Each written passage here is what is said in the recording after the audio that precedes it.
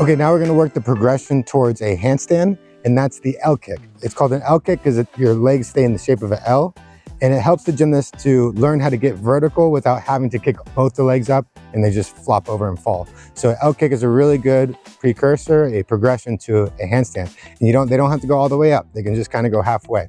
So I'm gonna spot the L hold. I'm gonna spot the L kick.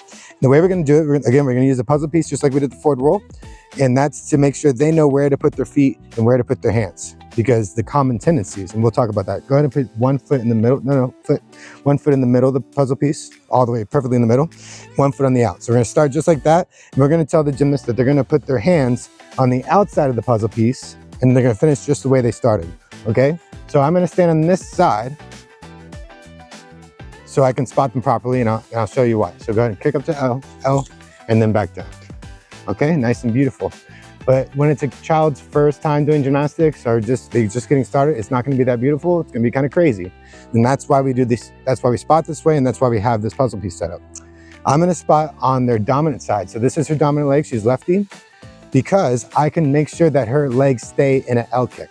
So I'll show you again. I'm gonna hold her wrist, I'm gonna grab the back of her knee, and I'm gonna use my arm to make sure her legs stay in an L kick and she doesn't do one of the common tendencies, which is leg kicking. So when they kick up, they kind of kick the leg. So I'm gonna do like this. I'm gonna use my arm to block her leg and then back down.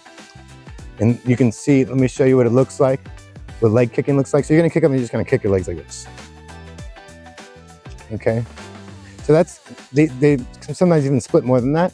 And that's a common tendency that a gymnast will have, or a student may have on their first time doing gymnastics or just getting started. So that, again, I'm gonna stand on the dominant side. That's this is her left leg, so this is her dominant leg. I'm gonna stand on her dominant side. I'm gonna grab her back of her leg, and I'm gonna use her arm to prevent her from leg kicking. And then I'm gonna use my hand on her wrist to lift her back up.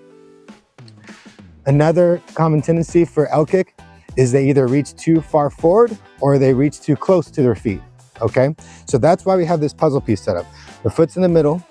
I have her reach right here because I don't want her reaching too close to her feet when she kicks.